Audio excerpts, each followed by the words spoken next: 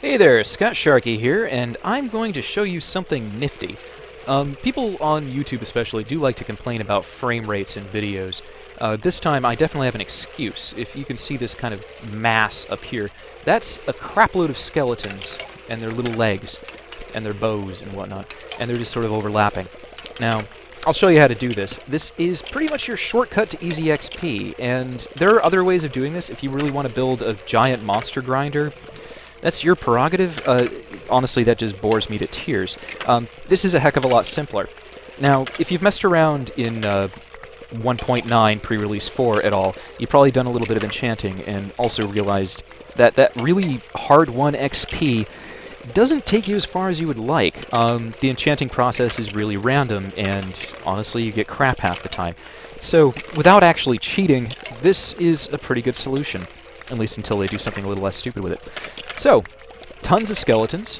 Oh, remember to eat while you're doing this. It's easy to tucker yourself out, punching all these skeletons in the knees.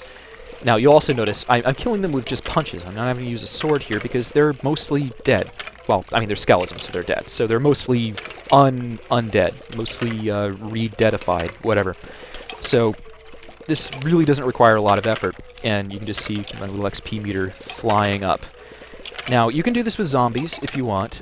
Zombies just drop zombie flesh. There's really nothing to recommend that. But skeletons offer the trifecta of useful objects. You have bones and arrows and experience, so that's great. So yeah, just hit them with whatever. Hit them with a bookcase if you like. I prefer to hit them with meat. Meat is the natural bane of a skeleton's existence.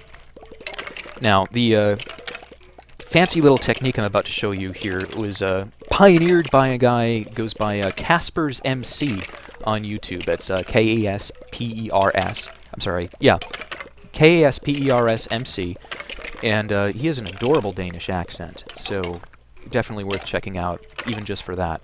So, here we go. Pick up all my crap, and I'll give you a look at how this actually works. Now, the first thing you have to do is find a skeleton spawner. If you already found one of those, you're 3/4 of the way there. And go in here and look at how it actually works out. Now, this thing is actually active, so I'm probably going to get shot in the face for dicking around down here. You probably just want to light it up a little better so that doesn't happen. Anyway, what you're going to want to do, usually when you're at the end of your build, is put a couple water spawners, or water source blocks at the end to flush whatever comes out of this thing down this chute here. Now, the thing with spawners is they only spawn a certain number of monsters if they remain within a proximity. I think that's about 8 blocks. So, to get it to make more than that, the first thing you want to do is push them away from it. And then you're going to want to push them upward. Now, to do that, really basic, just make a 2x2 shaft that goes up about 24, 25 blocks, and fill it with alternating water source blocks from buckets, and signs, which act as a block for those. And when a monster gets into this thing, they'll automatically swim upward. Now, don't actually ask me how a skeleton swims. That doesn't make any sense, and honestly is far from the least logical thing going on in this game anyway. Don't worry your pretty little head.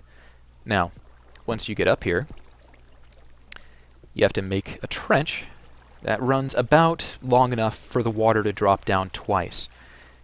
So this will move it over the roof of your... Oh, damn it! You're still alive, you bastards. Go die. Okay, so it pushes them down here to where I was collecting. And the trick here is you have a drop of exactly 23 blocks. Now, the reason for that... I'm going to put this on peaceful so I don't have to actually worry about the consequences of a bunch of guys trying to shoot me. Anyway, you drop down exactly 23 blocks and... Pow! Half a heart of health. That's just enough for somebody to be killed by being punched in the knees. Somebody in this case being a skeleton. And really, screw those guys. Nobody has any sympathy for them. I mean, creepers I can almost feel sorry for. I mean, at least poor suicide bombing little jerks. But yeah, there we go. So that's how that works. Now, if you haven't done any enchanting, I'll just give you a quick little primer here. All you need is some obsidian, a couple diamonds, and a book. Put these together, like so, and your diamonds. Oh, God, I love diamonds. They're so hard. Sorry, excuse me. And you get an enchantment table. Bring it over here. Enchantment? Yay, enchantment! Okay. Oh, that's a bookcase. I'm being an idiot. Okay, so enchanting books like having friends, so be sure to surround them with books, just about like so. Remember to put some in the corners even though you can't see them. And that'll let you get up to level 50 enchantments. And you can drop whatever you want to put in there. Armor, axes, pickaxes are my favorite go-to here.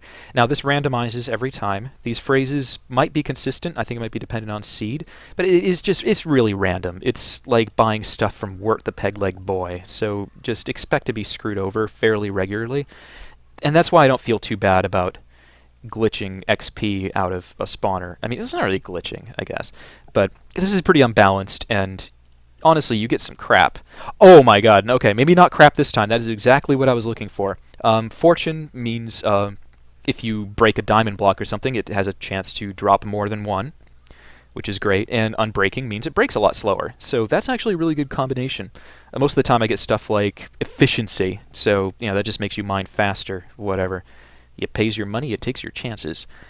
So that actually worked out fairly well. But if it didn't work out, you can always just go back to your spawner over here, and remember to close the door, because really that will have unpleasant consequences, and just leave this thing running. Walk away for an hour or so. You might have noticed if you Alt-Tab out of Minecraft, it pauses, so if you don't want to deal with that, just bring up your inventory. Oh, there's a little guy who looks like me. And then go over and watch YouTube or something.